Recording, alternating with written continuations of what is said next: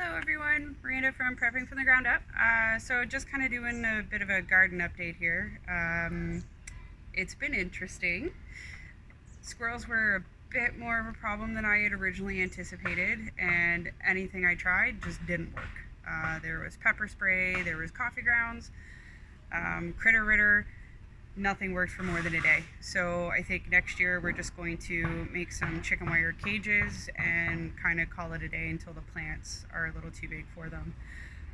They were still religiously digging through the beds, and yeah, lost a lot of crops that way. So mental note for next year.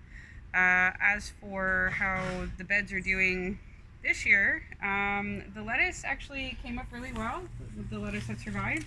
However, lettuce is definitely not a warm weather crop, so just as it was ready to start coming out of the ground, it rotted, a lot of it. So I'm going to be able to salvage one or two heads that are okay, but that'll be about it. The beets did really well. These are going to be ready to come up within the next day or so, as you can see there. And those were the beets that survived and didn't get eaten. Then we have the radishes. The radishes are coming in nicely. This is our second crop of radishes. So you can see that they're some of them are just about ready to come up, but I'm gonna let them stay in the ground a little bit longer. If you want kind of not so spicy radishes, they need a lot of water apparently. So we're kind of trying that out with this crop. We'll see how it goes. The carrots are doing really well. The ones that survived anyway, that didn't get dug up, because this is a lot of the damage that we're dealing with right here. He just attacked my onion. So there goes my onion. My poor little bulb. But yeah, so that has been a huge problem that we've been dealing with. And then this is all of the potatoes and peas in here somewhere. So you can see with the potatoes, they're going to be ready to harvest once everything has been dead for about 2 weeks. So now that they've flowered and are dying, sorry, just kind of weeding the garden here. Now that they've flowered and are kind of dying off, about a week to 2 weeks after everything has died off with that particular plant, they'll be ready to harvest. What I didn't anticipate, however, is them completely overshadowing the peas. And you can see that we've had some issues with the pea plants getting enough sunlight here. So there's a lot of dead plants and whatnot. But for the most part, the ones that did grow tall enough are surviving really well. We have lots of pea pods that are coming. And then you have my cucumbers. They got a little out of control. So my intention with them was to have them grow up instead of out. That way they took up a little less room. It is true, they did take up a little less room, but they're still gigantic. And they still took up a lot of room. And you wouldn't really note it, but I have onions under here that are growing, my white onions.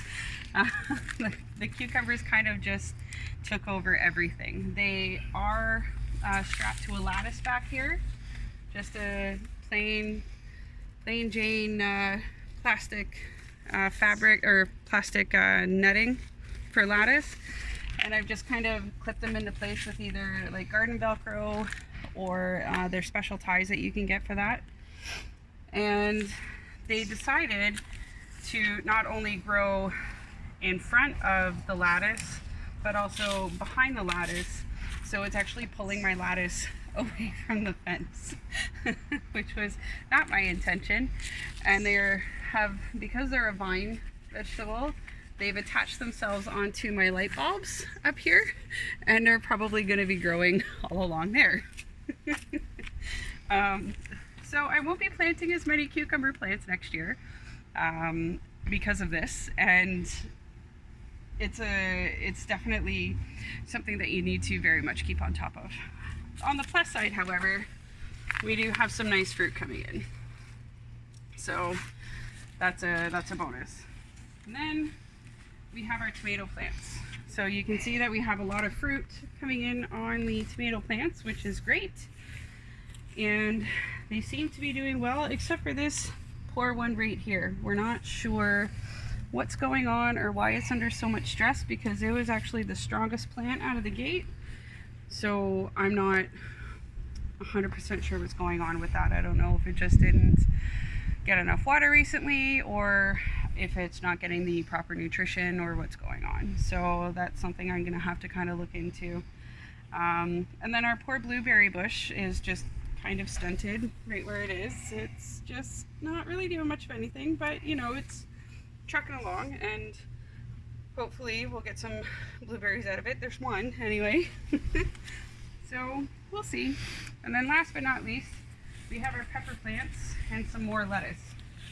So the heads of lettuce seem to do better over on this end than they did in the other bed, so I'll probably just plant the lettuce over here if I do it again next year. But unfortunately, like I said, it's very much not a warm weather crop, and we had an unseasonally hot heat wave, and it pretty much killed all my lettuce. On the plus side, we do have a lot of peppers coming in, and they're coming in really nicely. So in the back we have the red hothouse peppers that are not ripe because they're still green, but we have those. And then we got the yellow ones that are coming in real nice. And then we have the actual green peppers that will stay green. So the plants seem to be doing really well. The garden seems to be doing really well. Just, you know, you live and learn, and you figure out how to plant everything. Definitely next year the potatoes are not going to be where they are. And you know, it'll just take some rejigging. So if you guys have any ideas or any comments, tips, tricks, anything like that, comment below on the video, and I'd be happy to hear from you, because like I said, this is my first year doing it, so this is very much trial and error.